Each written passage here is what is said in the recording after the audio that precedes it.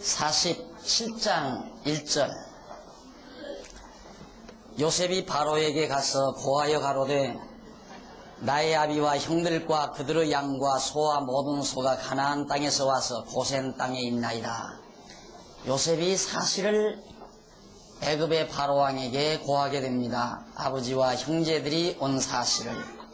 그렇게 해서 1절로 11절까지는 고센에 거하도록 바로왕의 허락을 받아내죠.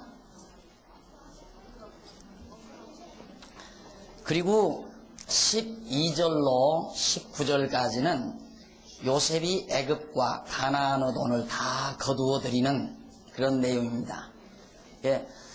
요셉이 얼마나 야무지게 살림을 했는지, 아까 성도들이 약 살림꾼이 나와서 야무지게 하겠다고 그러는데 알뜰하게 한다고 그러는데요.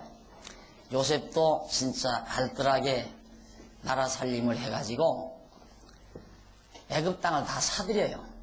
흉년이 계속되니까 이제는 돈 가지고는 양식 팔아먹을 돈이 없잖아요. 계속 돈을 걷어들였으니까.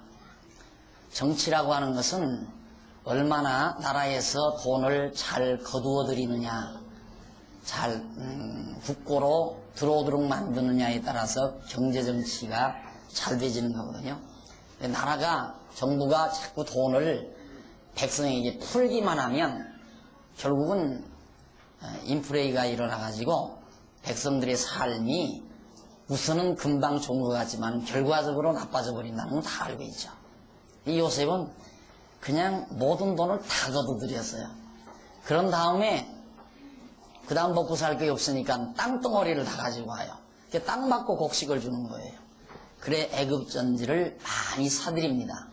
이런 사건이 이제 그 고대 역사에 보면 실제로 그런 사건이 있었음을, 그래서 애굽의 어떤 유명한 그런 통치자가 땅을 다 사서 왕가에다가 상납한 그런 이제 애굽 왕 바로가 지배해 나가도록 그렇게 만들어 놓은 거죠.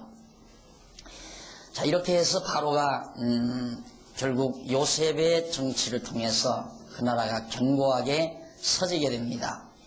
그래 12절로 19절에서 전부 다 돈 걷어들이는, 거기 12절 한번 보십시다. 또 그 아비와 형제들과 13절 12절이야.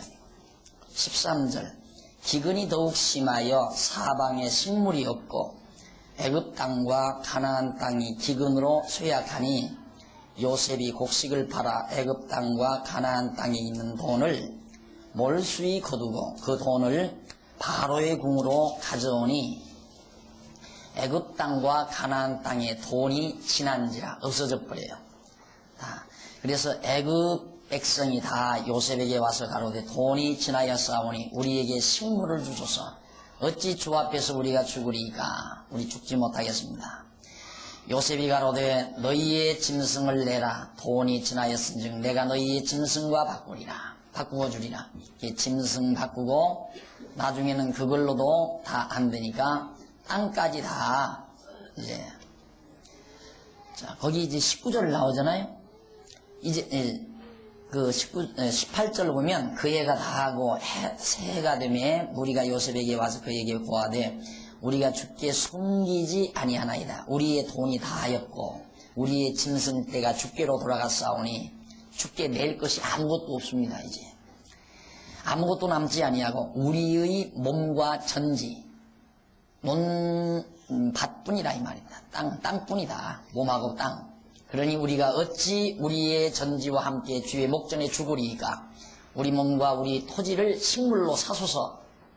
먹을 것만 주면 땅도 다 주고 우리 몸도 다 들여서 열심히 일하라는 대로 잘 일하겠습니다. 이런 얘기죠.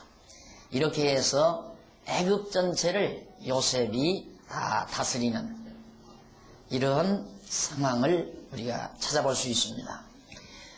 그 다음 이제 20절로부터 26절에 보면 요셉이 거두어들인 돈으로 애굽 전지를 다 사들이죠. 전부 다. 돈 거둬들였으니까 그 돈 주고 땅을 다 사서 그 다음 이제 그 돈 가지고 양식 팔아먹게 만드는 거예요. 땅값 쳐주고 땅값 백성들이 받아서 그 돈으로 또 곡식 사 먹고. 자, 이렇게 이제 애굽 땅까지 요셉이 다 사들여 가지고 27절로 31절 거기 보면 야곱이 요셉에게 선영에게 장사해 줄 것을 당부하는 내용입니다. 야곱이 죽을 날이 가까워서요. 나이가 많이 들어서. 자, 읽어보십시다. 27절. 이스라엘 족속이 애굽 고센 땅에 거하며 거기서 산업을 얻고 생육하며 번성하였더라. 나오죠?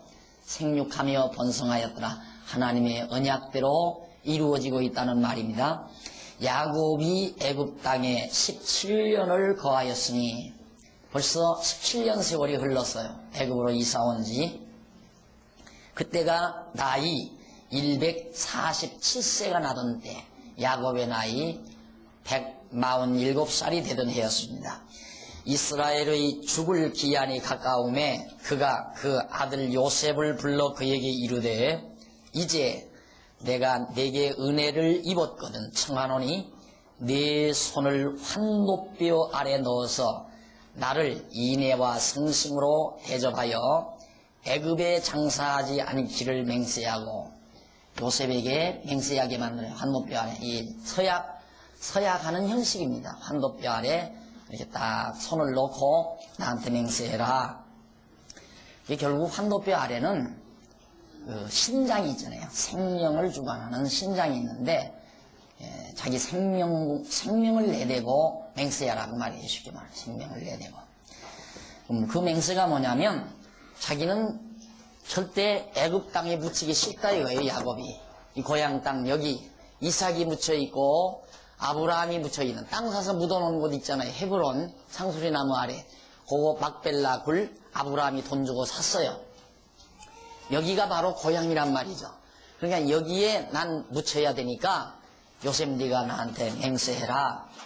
그래서 이제 맹세하는데 30절. 내가 내 조상들과 함께 눕거든 너는 나를 애굽에서 메어다가 선영에 장사하라.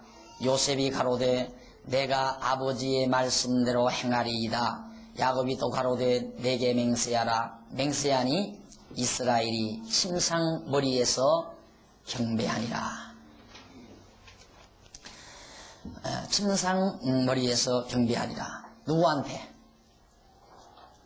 누구한테요? 야곱이 가로되 내게 맹세하라. 맹세하니 이스라엘이 침상 머리에서 경배하니라. 누가 맹세해요? 요셉이 그렇게 하겠다고 맹세하니까 이스라엘이 경배를 했어요.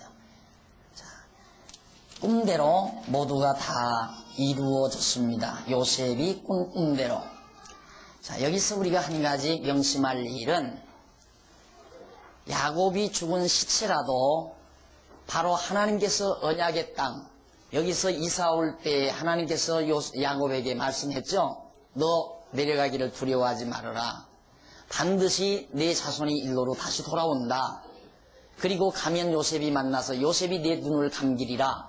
떠날 때 하나님께서 야곱에게 말씀해 준 그대로 요셉이 야곱의 눈을 감기워 줬습니다. 참 그런 거 보면요, 우리나라도 지금 4천년 역사, 반만년 역사 가지고 있다고 그러지만은 지금으로부터 이 아브라함 때가 역사적으로 생각하면 예수님 때까지 2000년, 그 다음 예수님 이전 아브라함 때까지 4000년 아닙니까? 4000년인데 4000년 이전에 아브라함 시대, 야곱 시대에 이렇게 아버지가 세상을 뜰 때 눈을 감겨주는 이거 있었듯이 우리나라도 그거 있잖아요. 누가 제 자손 노릇을 누가 하는 거냐? 부모 운명할 때 눈 감겨주는 아들이 그게 진짜 자손이다. 그렇게 대개들 알고 있잖아요.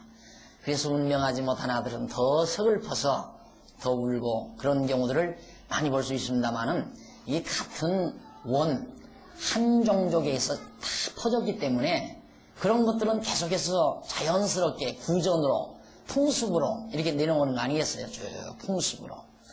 나는 가끔 그런 얘기 합니다만은 이게 출애굽할 때 나오겠지만 우리들 왜 팥죽 먹고 애군 물러가라고 막 문 같은데 벽 같은데 뿌리던 우리 조상들이 있지 않습니까? 그게 이스라엘 백성들은 양피 잡아서 양 잡아서 6월절 이제 해방할 때 그런 장면이 나와요. 양 피로, 붉은 피로. 근데 이제 붉은 피로 하지 않고 붉은 팥죽으로 그렇게 우리나라 사람들이 근래까지도 아마 할 거예요. 시골에서는 지금도. 서울에서는 집 떨어진다고 못하게 하겠지만 아파트에다 그려놨다가는 난리 나라고요. 야, 그러니까 못하는 거지. 자, 그러면 자 이렇게 해서 일단은 아버지가 숨을 거둡니다. 그 다음 넘어가서 48장과 49장 두 장 안에는 야곱의 축복과 예언 내용이 거기 나와요. 일단 맹세케 한 다음에 야곱이 이제 전부 병들어서 죽게 되지니까 그 두 아들에게 뭐예요? 맞죠? 48장 요셉의 두 아들에게는 더 많은 복을 내려주는 내용이 거기 나옵니다. 자, 그러면 우선 48장 2일 후에 그러니까 야곱과 요셉이 맹세한 후에 요셉에게 고하기를 내 부친이 병들었다 하므로 그렇게 유언을 해놓고 야곱이 병이 들었습니다. 병이 들었다 하므로 그가 곧 두 아들 므낫세와 에브라임, 요셉이 므낫세하고 에브라임 두 아들을 데리고 어디로 갔느냐면 야곱에게 쫓아간 거예요.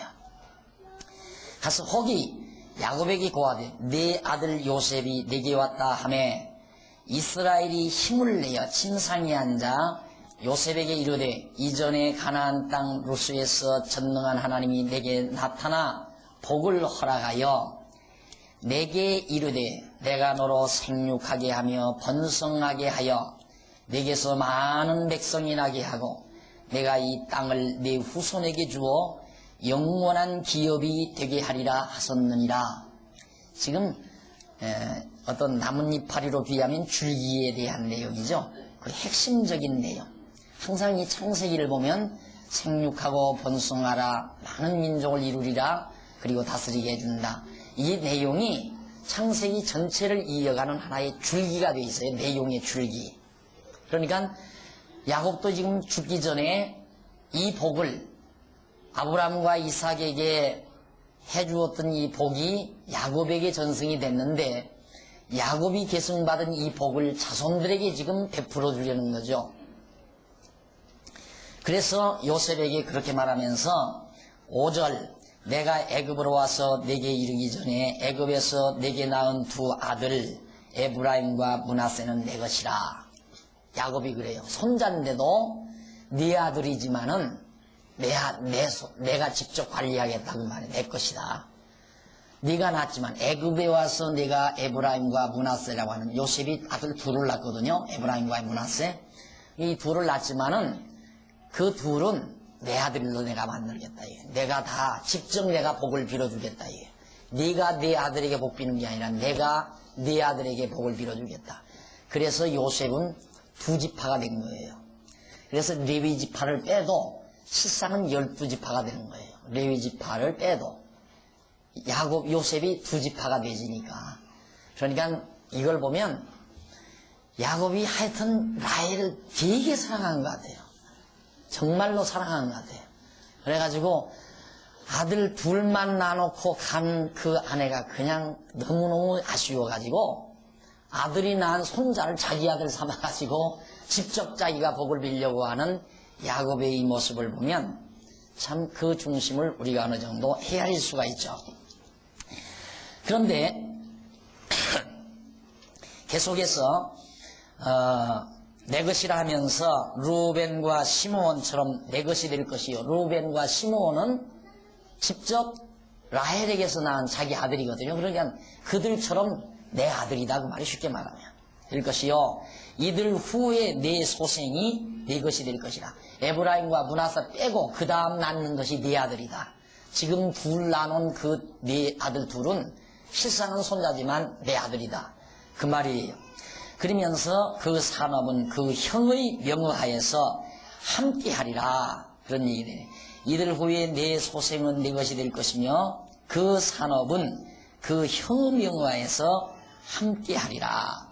네개에 관하여는 내가 이전에 밧단에서 올 때에 라헬을 나를 따르는 노중 가나안 땅에서 죽었는데, 라헬이 가나안 땅에서 죽었는데 그곳은 에브랏까지 길이 오히려 격한 곳이라 내가 거기서 그를 에브랏 길에 장사하였느니라. 묘소도 알려줘요.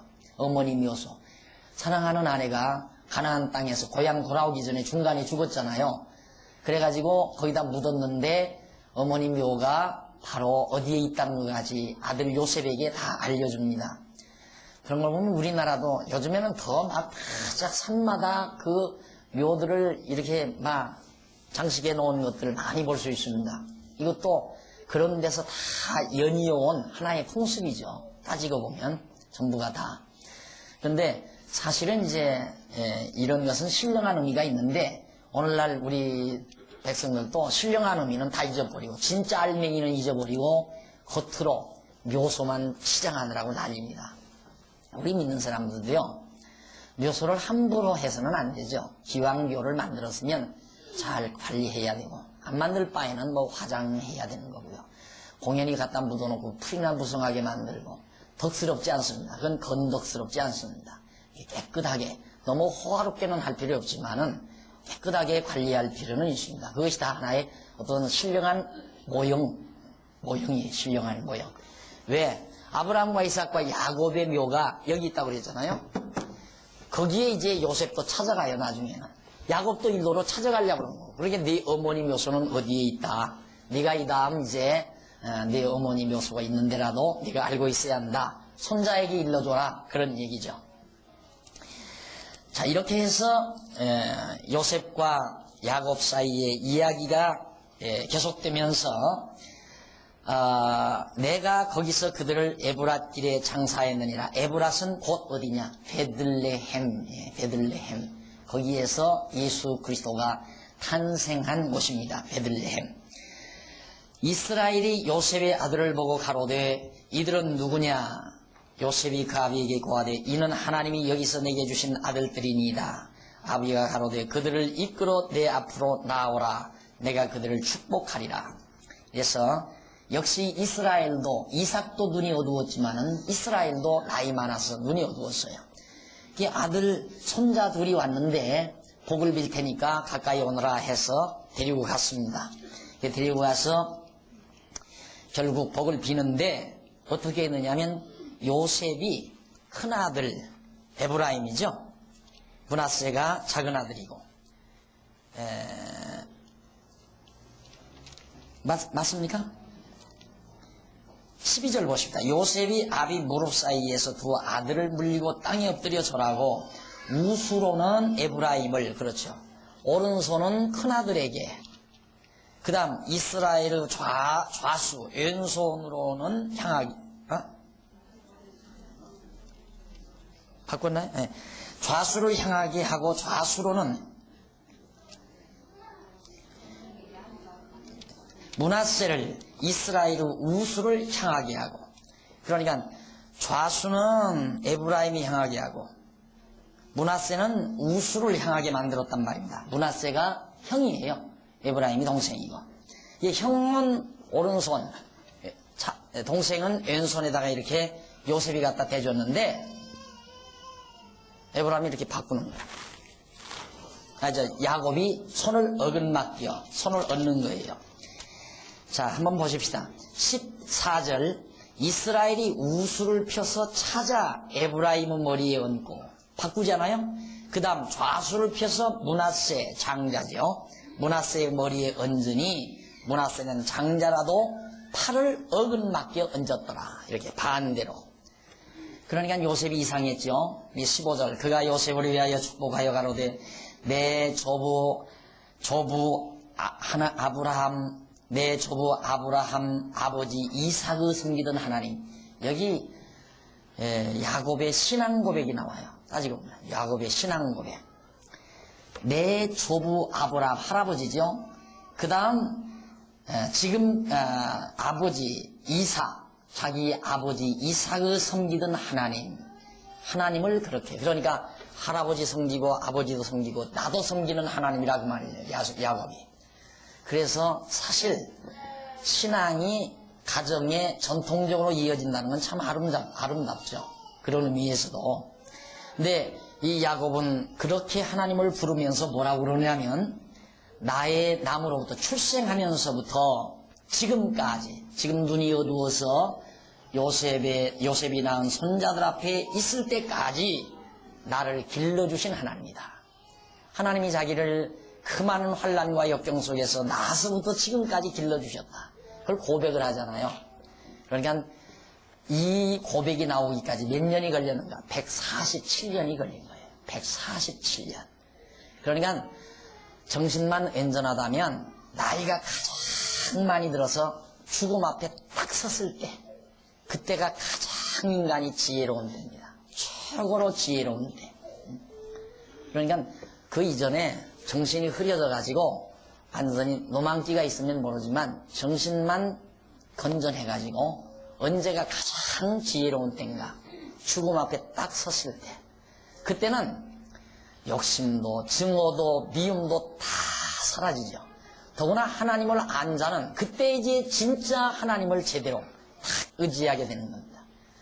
그러니까 이렇게 가만히 보면요, 신앙이라는 게 나이와 무관한 게 아니에요. 절대 무관하지 않아요. 나이와 아주 밀착이 되어 있습니다. 그래서 요즘에는 이제 젊은 사람이 부러운 게 아니라 내가 살아온 과정만 봐도 야, 너 언제 나만큼 살래 너. 안 그래요? 우리 권사님들 그러죠? 새파란 젊은 사람들 아이고 너도 나만큼 살려면 한번 살아봐라 너도. 그런 마음이 들죠. 예. 그만큼 살아온 것이 너무너무 대견스럽다 이 말이에요. 이만큼 상이. 그러니까 나이 든 것이 뭐 섭섭하고 뭐 나도 좀 더 젊어봤으면 좋겠다 해서 그냥 젊어보려고 막 그냥 주름도 피려고 노력을 하고 막 그냥 흔들어서 어디 막 살도 빼려고 노력하고 별로 어디 없어요. 아무리 해도 필요 없는. 늙는 길 못 막는다고 그러잖아요. 못 막아요. 절대 못 막아요. 문제는 늙는 걸 막으려고 하지 말고 멋있게 늙을 생각을 하셔야 돼요. 늙고 후회 없으면 멋있게 늙는 거예요. 알았어요? 먹는 나이가 후회스럽지 않으면 멋있는 거예요. 그건 어떻게 해야 후회스럽지 않는가? 나이 들수록 하나님을 아는 지식이 커지면. 분명한 거죠, 이건.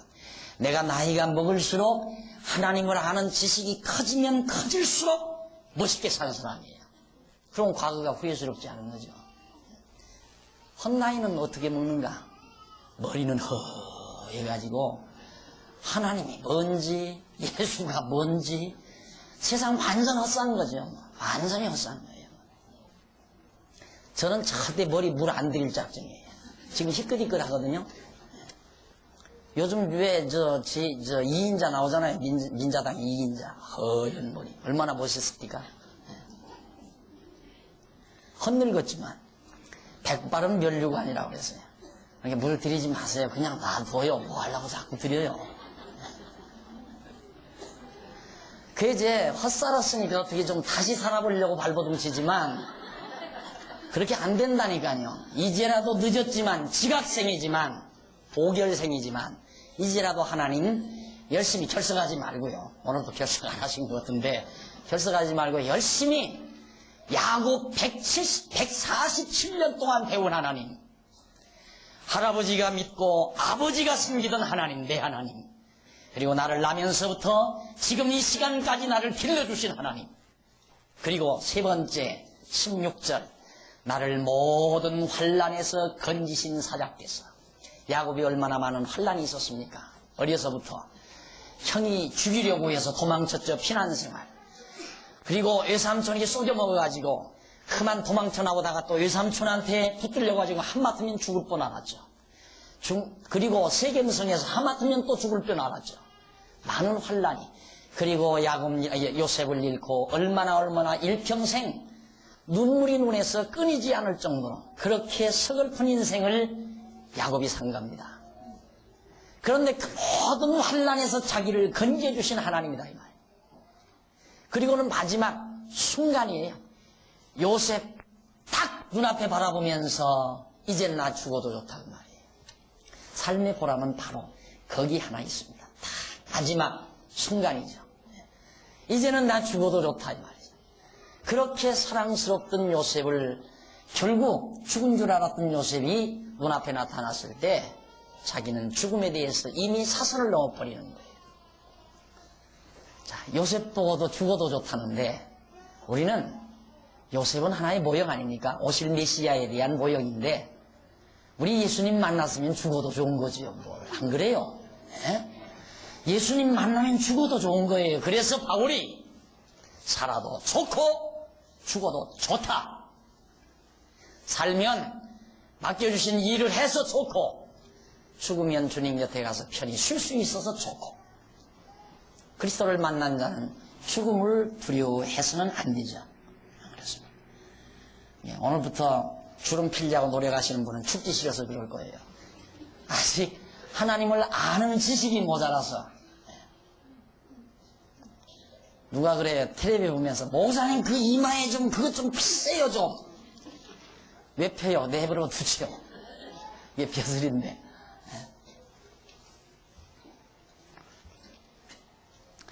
자, 여기 이제 야곱이 그렇게 하나님을 고백하면서 손자들에게 복을 빕니다.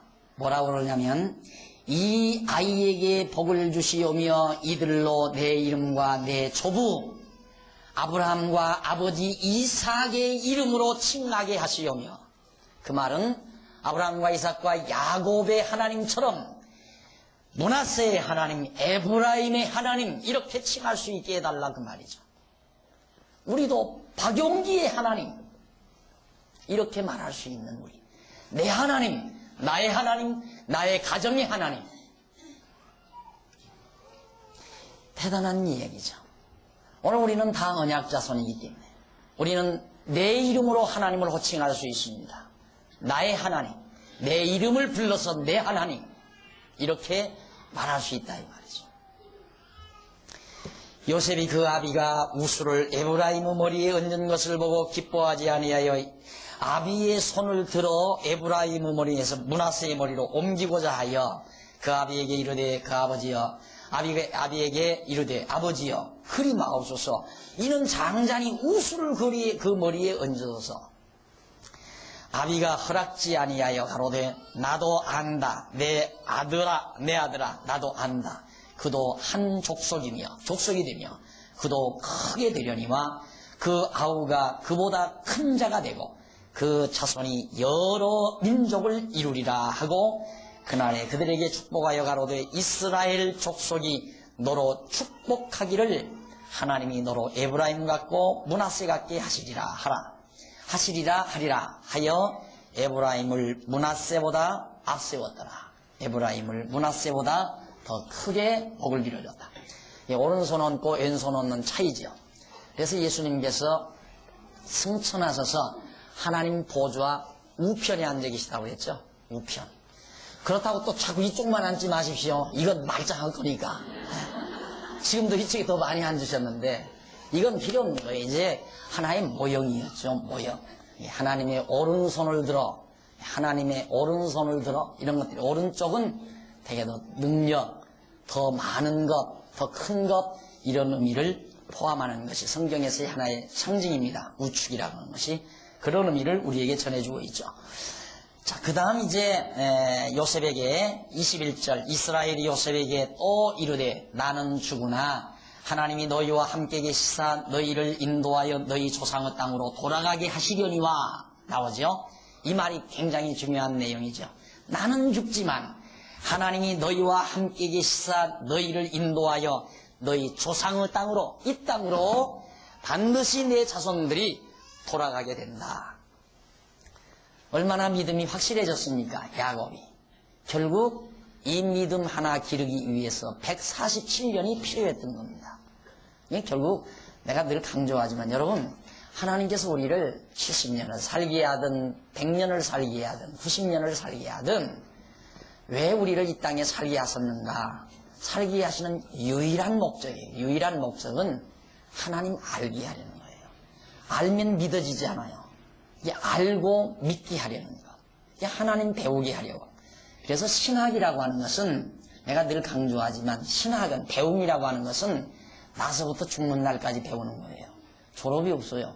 그러니까 우리 이 교회 교육이라는 것이 참 좋은 게 뭐냐면 유치부 때부터 죽는 날까지 마지막 임종할 때 목사님 빨리 오세요 그러면 빨리 내가 쫓아가서 눈 감게 드리잖아요. 눈 감고 가. 아무것도 보지 말고 볼 거 없어. 눈 감... 볼 게 뭐 있어요. 그냥 하나님 부르시면 얼른 감아요. 누가 감겨주기 전에 감으시란 말입니다. 뜨고 가시지 말고. 일하는 사람들 징그러워요. 볼 건 뭐 있어요 이 세상에. 작년에 피었던 개나리 또 피고 작년에 피었던 벚꽃 또 피는 건데 오늘 벚꽃 때문에 안 오실 줄 알았더니 많이 가보셨어요. 꼭 구경 갈까 봐서. 볼 거 없어요. 이 세상 볼 거 없어요. 정말 하나님께서 우리에게 하나님 믿는 신앙만 확실하게 해준다면 그 다음부터는 가는 것이 좋지만 머물러 두는 이유는 단 한 가지예요. 열심히 모르는 자들에게 가르치라고, 전하라고. 안 그래? 열심히 모르는 자들에게, 하나님 모르는 자에게 선생 노릇하라고. 또 복음 증거하는 일에 협력자 되라고. 여러분들도 마찬가지예요. 저처럼 이렇게 꼭 칠판 앞에 서서 가르쳐야만 되는 게 아니라 여러분 연보회예요. 연보하는 이유는 이게 다 이 일을 동참하는 일이란 말입니다. 여러분이 낸 연보가 또 많은 사람들에게 복음 증거하는데 아름답게 쓰여짐으로 그 일하기 위해서 우리 사는 거예요. 하나님 배운 자들은, 모르는 사람들은, 하나님 모르는 사람들은 연보할 자격도 없고 자격만 없을 뿐만 아니라 할 마음도 안 생겨요. 내놓고도 아이고 구동 맞았으면 친구하고 커피숍에 가서 그냥 한 서너 시간 완전히 죽치고도 남는데, 이래서 아깝게 생각하지만은 하나님 알고 내가 왜 사는가를 알면 하고도 기쁜 거죠. 우리 사는 목적은 간단해요. 하나님 배우는 것이 가장 근본 목적이고, 배운 다음에는 나처럼 이렇게 조금 하나님 알았는데도 하나님께서 살려두는 이유는 이제 모르는 사람들에게 조금 가르쳐주라고 말이에요. 그 일밖에 없어요. 우리 삶의 목적이 그것밖에 없다 그 말이에요. 서울시에 어디 땅 남아돌까 봐서, 집터 남아돌까 봐서 우리 살면서 그 땅 차지하고 집 짓고 살으라고 하는 게 아니에요. 아니 동네 구장 모자라서 구장 일 시키려고 우리 남겨두는 게 또 아니고, 이유가 있어야 할 거 아니에요. 왜 하나님이 남겨두는가. 근본 목적은 하나님 깨닫게 배우게 하려는 거야. 야곱은 너무너무 공부를 잘했어요. 몇 년 동안 147년 동안 처음에 개강하면서 7년이라니까 누가 그래요. 목사님 자꾸 7년 얘기해 막 지겨워요. 7년이라. 147년에 비하면 아무것도 아니에요. 그러니까 마지막 확실히 믿잖아요. 돌아간다. 반드시 하나님의 언약대로 여기 돌아간다. 이걸 믿듯이 우리도 천국 반드시 간다. 마지막 여러분 눈 감을 때 얘야 하나님 잘 경외하고 섬겨라. 너희들 분명히 천국 간다. 이 말 한마디 하고 갈 수 있다면 얼마나 좋겠어요. 그 얘기나 똑같아요 지금 야곱이 자손들에게. 내가 내게 내 형제보다 1분을 더 주었나니 이는 내가 내 칼과 활로 아모리 족속의 손에서 빼앗은 것입니다. 자, 야곱이 아모리 족속 손에서 빼앗은 땅, 이 땅에 와가지고 애굽에 오기 전에 여기서 싸워서 세겜성도 뺏었잖아요. 이제 자기가 뺏어서 싸워서 뺏은 땅, 그 땅을 요셉의 아들 에브라임과 므낫세와 에브라임에게 주겠다 하는 얘기입니다. 이렇게 해서 요셉 족속에게는 일단 축복을 맞춰놓고 그 다음 49장 넘어가서 각 족속마다 지파마다 따로따로 축복을 해줍니다. 복을 빌어줍니다. 49장 1절로 28절까지는 야곱의 12아들들에게 대한 축복과 예언 내용이 거기 나와요. 이 축복은 예언적이고 약속의 의미를 지니고 있죠. 앞으로 그렇게 되진다 그 말이에요. 앞으로 그렇게 되진다. 그러니까 복은 언약으로 주어집니다. 그러니까 언약, 복 다 같은 맥락에서 이해를 하셔야 돼요. 복 받았다 그러면 언약을 받았다 그 말이거든요. 그러니까 우리 기독교가, 교회가 성도들에게 복을 빌어주려면 이 야곱처럼 이렇게 언약을 믿게 만들어주는 것이 그게 복을 빌어주는 거거든요. 복을 깨닫게 하는 것이고. 그런데 마치 무당이 와서 복 빌듯이 그런 복을 자꾸만 비니까 그게 잘못된 거죠. 기독교야말로 축복의 종교죠. 복의 종교죠. 언약의 종교라 그 말입니다. 하나님께서 우리에게 약속해주는 그 언약이 반드시 이루어지는 걸 믿게 하는. 그래서 거기 보면 49장 야곱이 그 아들들을 불러 이르되 너희는 모이라. 너희의 후일에 장차 당할 일을 내가 너희에게 이르리라. 너희는 모여들어라. 야곱의 아들들아 너희 아비 이스라엘에게 들을지어다. 루벤아, 큰아들입니다. 루벤아, 너는 내 장자요 나의 능력이요 나의 기력의 시작이라. 유광이 초등하고 월등하다 말입니다. 권능이 탁월하도다마는 물에 끓는 같았은즉 무루 끓는 것 팔팔팔 끓는 것 같았은즉 너는 탁월치 못하리니 네가 아비의 침상에 올라 더럽힘 폈음이로다. 내가 그 침상에 올랐었도다. 내 침상에 올랐었도다. 예, 큰아들 루벤에게는 큰 복을 주질 않습니다. 성격이 물에 끓음, 그러니까 혈기가 많아요. 혈기가 많아가지고 너무 감정적이고, 그래서 아버지의 침상까지 범하는 그런 과거가 있었습니다. 루벤이. 그래서 너는 사실은 내 정기의 시작이고 큰아들이다마는 너는 탁월치 못하다. 그 다음 이제 5절에 보면 시므온, 레위 두 지파에게 형제요 그들의 칼은 잔해하는 기계로다. 내 호나 그들의 모의에 상관하지 말지어다. 내 영광아 그들의 집회에 참여하지 말지어다. 그들이 그 분노대로 사람을 죽이고 그 혈기대로 소의 발목 힘줄을 끊었음이로다. 그 노염이 혹독하니 저주를 받을 것이요 분기가 맹렬하니 저주를 받을 것이라. 이 두 아들에게는 저주를 해요. 그러니까 정말 똑같은 12지파 아들이지만은 이들이 나중에는 다 흩어져서 전쟁 좋아하고 싸우기 좋아하고 침략 좋아하고, 그들은 야곱 중에서 나누이며 이스라엘 중에서 흩어지리로다. 결국 이 민족들이 북쪽 이스라엘로 가가지고 다 흩어지기도 했지만 그 전에도 많이 흩어지게 됩니다. 8절 유다야, 여기 주시에서 보십시오. 유다야 너는 네 형제의 찬송이 될지라. 이거 보십시오. 제일 못된 짓은 도맡아가지고 다 처음부터 다 했잖아요. 유다가. 안 그래요? 못된 짓은 전부 도맡아가지고 지휘감독까지 다 해가면서 했는데, 유다에게는 어쩌자고 이렇게 엄청난 복을 주느냐. 형제의 찬송이 될지다. 내 손이 내 원수의 목을 잡을 것이요. 그러게 원수 다 진멸해버린다. 내 아비의 아들들이 내 앞에 절하리로다. 대단하죠? 유다세계의 유다세계. 유다는 사자 새끼로다. 내 아들아 너는 움킨 것을 짚고 올라갔도다. 그의 엎드림으로 웅크림이 수사자 같고 암사자 같으니 용맹이 대단하답니다. 누가 그를 범할 수 있으랴. 유다를 정복할 자 아무도 없다 이 말이다. 그러면서 10절 홀이 유다를 떠나지 아니하며, 이 말 꼭 기억하십시오.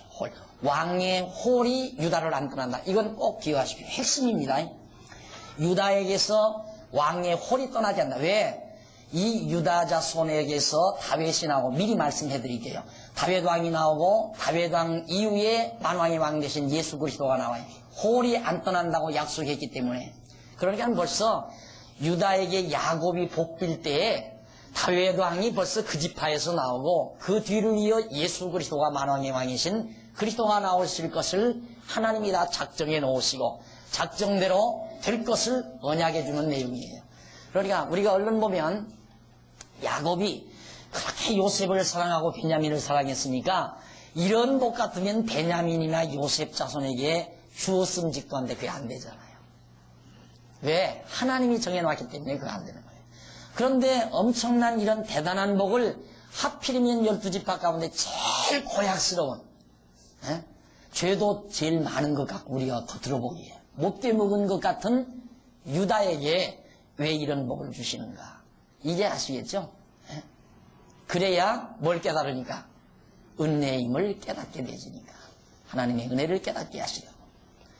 그래서 유다에게 왕의 홀이 유다를 떠나지 아니하며 7위자의 지팡이가 통치자 왕의 지팡이가 그 발 사이에서 떠나지 아니하라. 왕족입니다. 그러니까 유다는 왕족. 언제까지? 실로가 오시기까지. 이 실로는 오실 메시아에 대한 애칭입니다. 애칭. 그러니까 예수 그리스도 메시아가 올 때까지 왕족이 떠나지 않는다. 그러니까 벌써 유다 지파에서 예수 그리스도가 출생할 것을 여기에서 약속하고 있는 거죠. 그의 나귀를 포도나무에 매며 그 암나귀 새끼를 아름다운 포도나무에 맬 것이며 그 옷을 포도주에 빨며 그 복장을 포도즙에 빨리로다. 풍요로운 사회, 아주 넉넉하고 풍요로움을 노래하는 시적인 표현이죠. 그러니까 포도나무에다가 나귀들을 매면 어떻게 포도나무 다 뜯어먹을 거 아니겠어요? 상관없다고 해요. 너무너무 많으니까. 그리고 포도가 얼마나 많은지 포도즙으로 빨래를 한다 이 말이에요. 그럴 정도로 풍요로운 삶을 살게 된다. 근데 진짜 유다 지파가 옥토 비옥한 땅을 차지하고 풍성하게 살게 됩니다. 그 다음 수블론 나옵니다. 13절 수블론은 해변에 거하리니 그것은 배 매는 해변이라 그대로 해변가에 이들은 차지하고 살게 됐습니다. 시돈까지 두로와 시돈 땅 예수님 때 두로와 시돈 책망 많이 받았죠. 해변가에 있는. 그 다음 14절 이사갈은 양의 우리 사이에 꿇어 앉은 건장한 나귀로다. 그는 쉴 곳을 보고 좋게 여기며 토지를 보고 아름답게 여기고 어깨를 내려 짐을 메고 앞제 아래서 섬기리로다. 노동을 하면서 땅을 가꾸면서 살 걸 말하는 겁니다. 16절 다는 이스라엘의 한 지파같이 그 백성을 심판하리로다. 단어 길은 뱀이요 첩경은 독사리로다. 말굽을 물어서 그 탄자로 뒤로 떨어지게 하리로다. 여호와여 나는 주의 구원을 기다리나니 갓은 군대의 반격을 받으나 도리어 그 뒤를 추격하리로다. 아주 전쟁에 능숙한 족속이 될 걸 말하고 있습니다. 20절 아셀에게서 나는 식물은 기름진 것이라 그가 왕의 줄을 공개하리로다. 아셀 땅 갈릴리 호수 서편 땅입니다. 비옥한 그 지역을 이들이 차지하고 정말 많은 곡식을 왕의 식량으로 베는 족속이 된다. 그 다음 21절 납달리는 노인 암사슴이라 아름다운 소리를 바라는도다. 요셉은 무성한 가지 곧 샘곁트 무성한 가지라 그 가지가 담을 넘었도다. 아주 그 족속이 무성하게 번창할 것을 시적인 노래로 방법으로 묘사해 주는 내용입니다. 그 다음 24절 요셉의 활이돌이여 견강하며 그의 팔이 힘이 있으니 야고부 전능자의 손을 힘입음이라. 그로부터 이스라엘 반석인 목자가 나리로다. 이 요셉의 우손에서 이스라엘의 반석인 목자가 난다. 지도자들이 거기에서도 나온다. 그런 뜻입니다.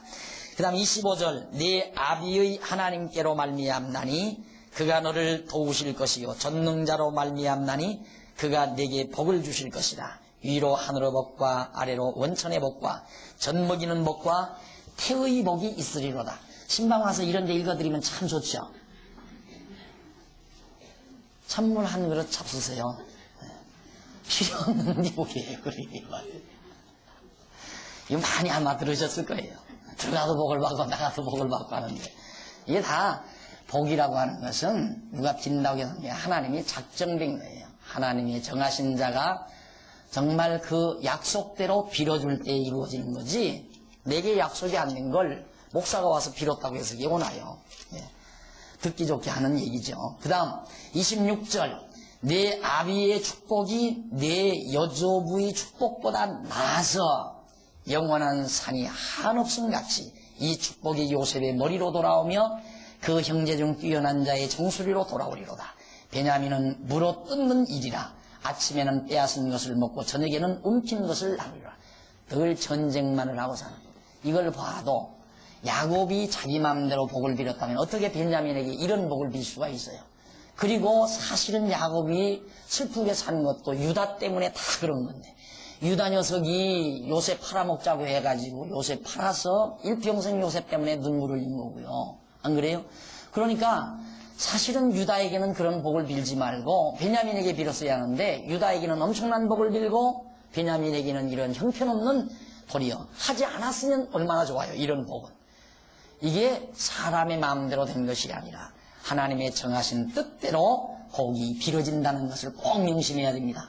그러니까 누가 와서 막 큰 소리로 땀 흘리며 복 빌었다고 좋아하실 거 없어요. 그냥 여러분 듣기 좋게 그러는 거예요. 듣기 좋게. 그런다고 복 임하는 거 아니고요. 하나님의 약속대로. 그러니까 오늘 우리는 우리의 복은 이미 다 정해져 있어요. 창세전에 영원한 하나님 나라 이스라엘 백성은 이 땅에 속한 이 복 아니에요. 예, 이거. 이 땅 차지하고 사는 복이거든요. 이것은 우리가 이 다음 천국, 이 천국에 대한 소망, 천국의 복을 모형적으로 보여주는 거예요. 예. 우리 천국 다 보장받은 거예요. 그 이상 무슨 복을 더 바래요? 예?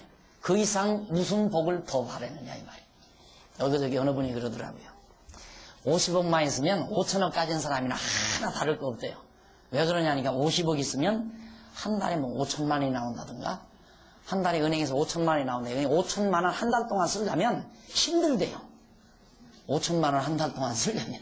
그러니까 5천억을 가진 사람도 잠만 써봤댔자 한 달 동안 써봤댔자 5천만 원 쓰기 힘들다 이거죠. 그러니까 지난해나 똑같다 이거예요.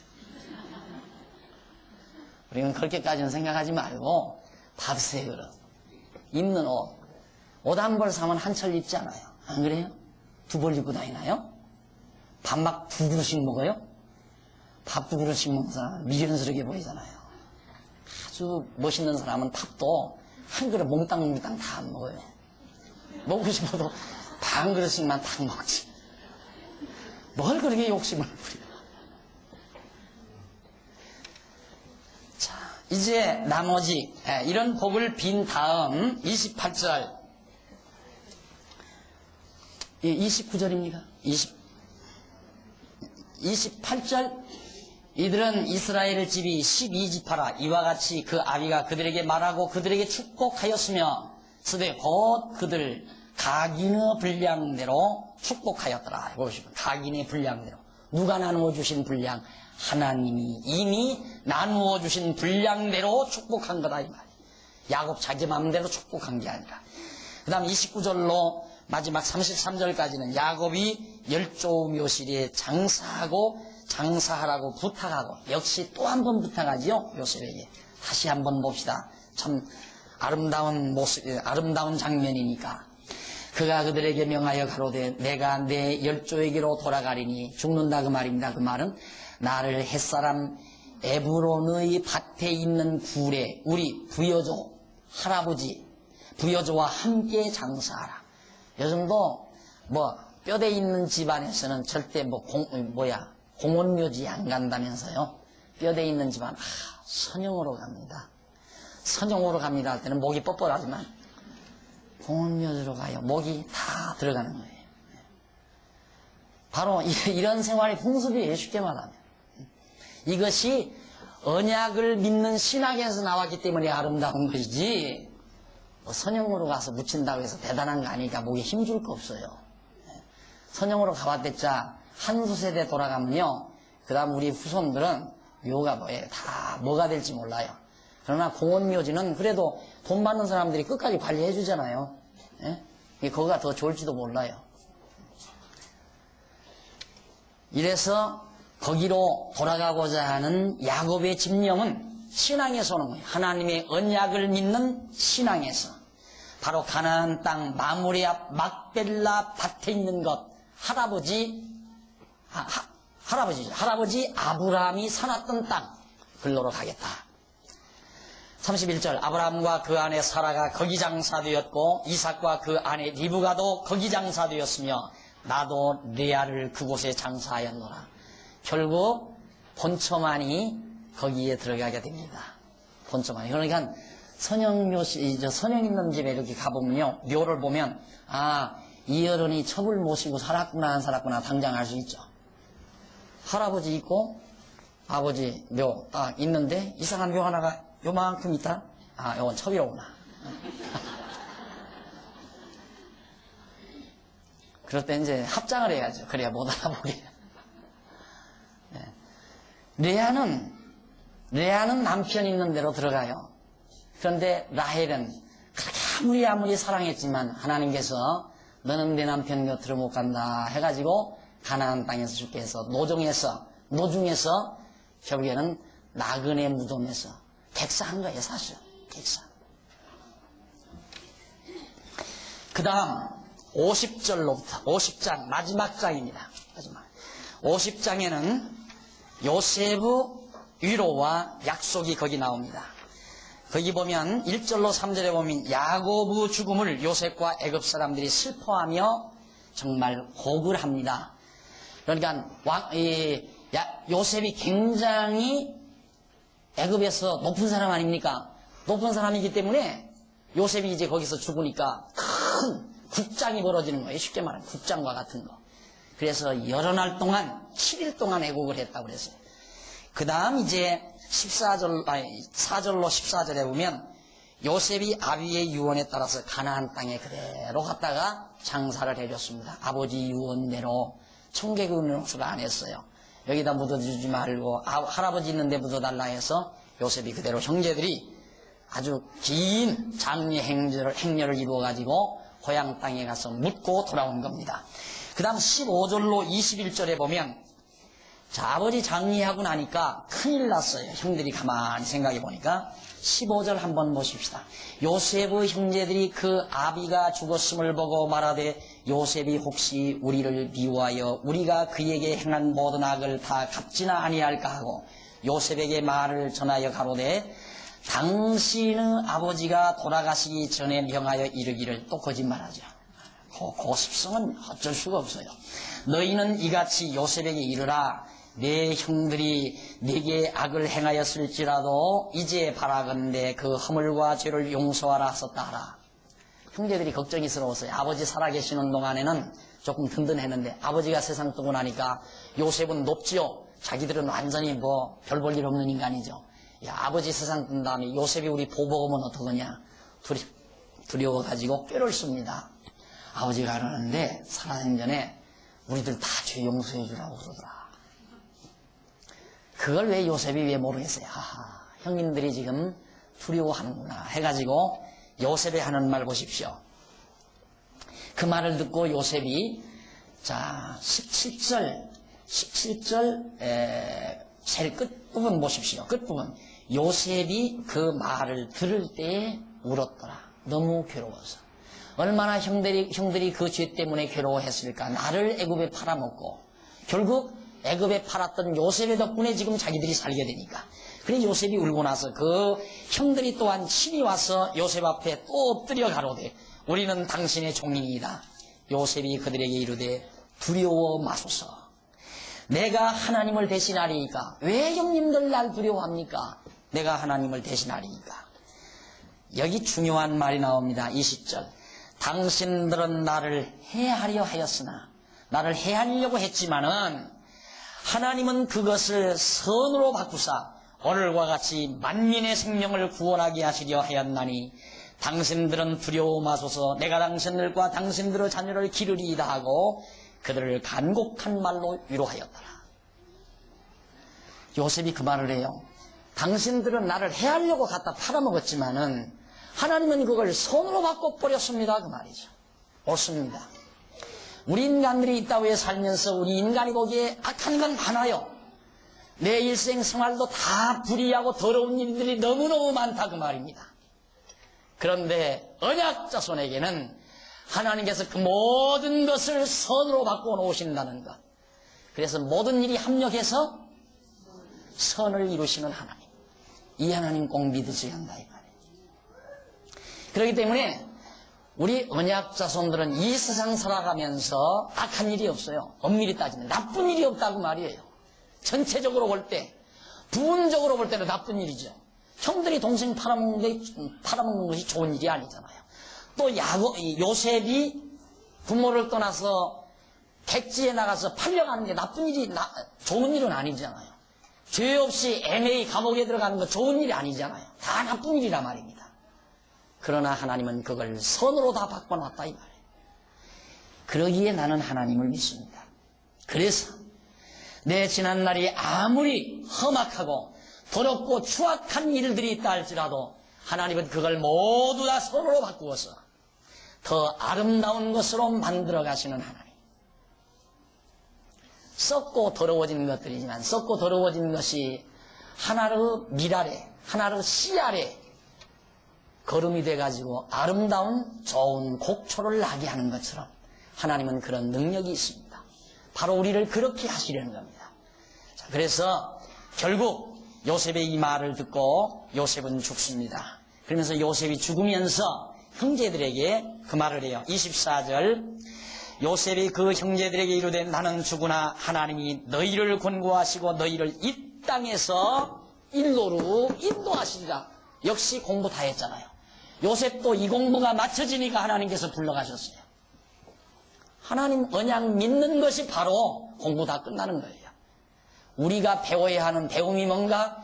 하나님이 언약하시는 것을 확실히 믿는 신앙. 우리 천국 보내준다는 언약을 확실히 믿는 신앙. 나 천국 간다는 거 확실히 믿어지면 공부 다 끝난 거예요. 그러면 왜 살려두는가? 박 목사 믿거든요. 천국 간다는 거 확실히 믿어요. 누가 뭐라 해도 두 다리 누가 꼭 붙들고 못 가게 해도 나는 죽어도 가요. 왜? 하나님이 나를 인도하니까. 그건 믿어요. 믿는데 왜 살려두는가? 이 일 하라고. 이 일 하라고.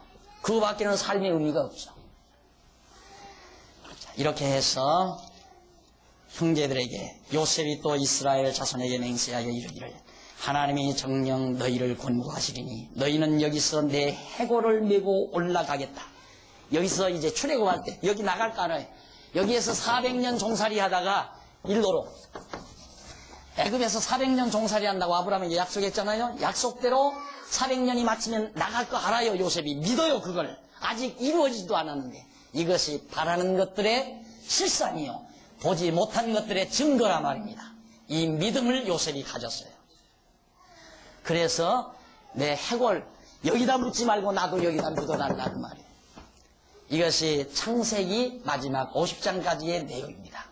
사랑하는 성도 여러분, 우리는 그동안 창세기 공부를 통해서 아브라함과 이삭과 야곱에게 언약하시고 언약대로 이루어 가시는 전능자 여호와 하나님을 배웠습니다. 이 하나님 배웠으면 이제 적어도 한 과목 끝났으니까 이제부터랑 근심 걱정하지 마시고 보지 않았지만은 믿으시고 천국 가보지 않았지만 천국 간다는 확신을 가지시고 이제부터의 삶은 나를 위한 삶이 아니라 아직도 죽어져가는 영혼들을 위해서 아직도 어린 성도들을 위해서 사는 슬기롭고 지혜로운 여러분의 삶이 되시기를 당부하면서 오늘 강의를 마칩니다. 기도하십시오. 전능하신 하나님 아버지 은혜와 사랑을 진심으로 감사합니다. 오늘도 저희를 불러주시고 아름답고 좋은 시간을 주셨습니다. 그동안 우리들이 창세기 공부를 모두 마쳤습니다. 언약하시고 언약대로 이루시는 전능자 하나님을 배웠습니다. 이제 배우는 것으로 끝내지 말게 하시고 우리 그 하나님이 믿어지게 하시고 우리 영원한 하나님 나라 약속되어 싸우니 하나님 나라 간다는 확신을 가지고 우리 하나님 앞에서 지혜롭고 슬기로운 삶을 살게 해 주시옵소서. 이 복음 증거하기 위해서 우리들이 정성모아 연보했습니다. 드려진 연보가 허탄한 데 쓰여지지 말고 참으로 이 진리가 널리 전파되어서 많은 사람들이 진리의 해방을 받고 기쁨과 평강을 누리는 아름다운 결실이 맺어지도록 역사해 주시옵소서. 예수님 이름으로 기도드립니다. 아멘.